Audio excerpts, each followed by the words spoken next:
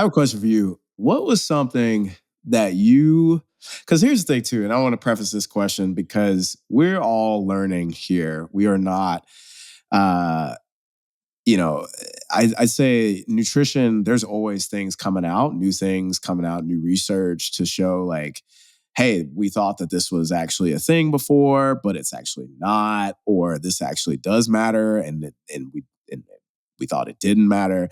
It's still changing, right?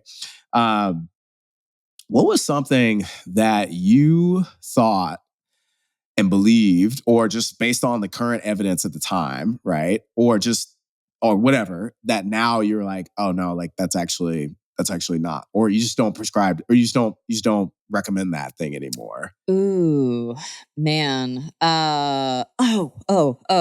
One for me for sure, and this is one I wasted so much freaking money on, was those stupid food intolerance tests. And they would be like Oh yeah. 400, $500. Like they were obscene. But like little bro, like CrossFit coaching me would be like scraping my literal pennies together because I had so many, like I knew I was having reactions to food. It'd be like, yo, my digestion's super busted and broken. Like I'm dealing with all these symptoms.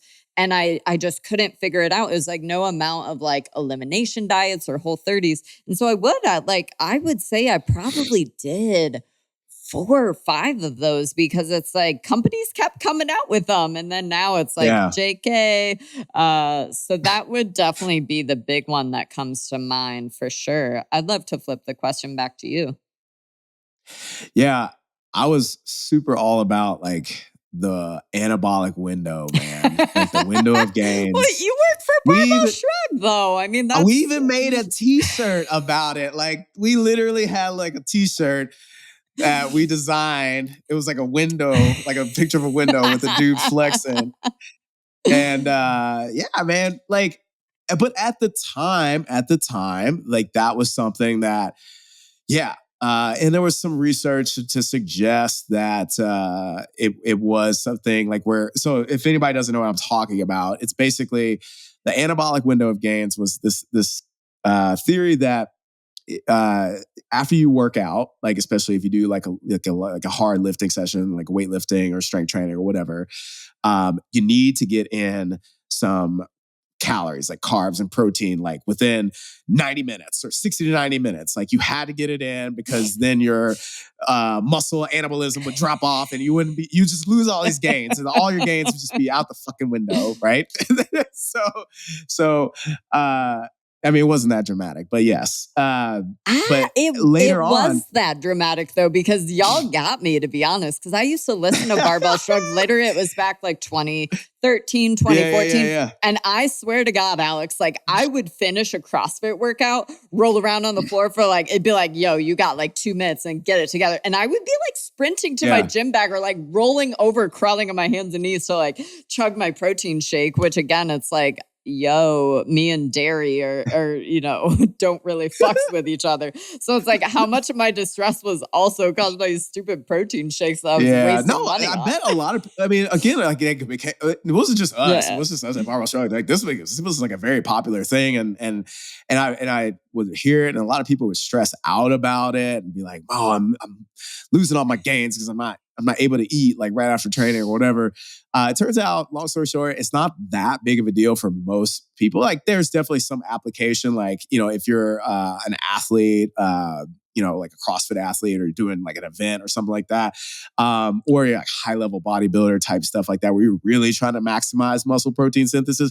I think actually, speaking of Alan Aragon, I think he was the one that did a lot of research on this actually. Or no, it was, Was it damn it. Brad Schoenfield? Brad Schoenfeld. Yeah. Schoenfeld. Yeah. We should have him on the show, by the way. But he's another person I think is awesome. But yeah, he did a lot of research on nutrient timing and stuff like that and protein intake and all that stuff. But basically, it's not that big of a deal. And so now that's kind of like, I think it's still out there in the fitness space. Like people still talking about like a lot of that stuff because myths and things like that take for a long time to die down. But that was one of the big ones where I was like, oh yeah, man, you got to get it in like at least 60 to 90 minutes. And of course, like if you feel hungry after training, like still do it. Yeah, you can still do it, but like understand that it's like it's not do or die. Like you're not like wasting your entire training session because you didn't eat within 60 minutes of finishing your workout. Like it's not that crucial. God, that I totally forgot about that. That just like brought a Yeah. little joy to my heart.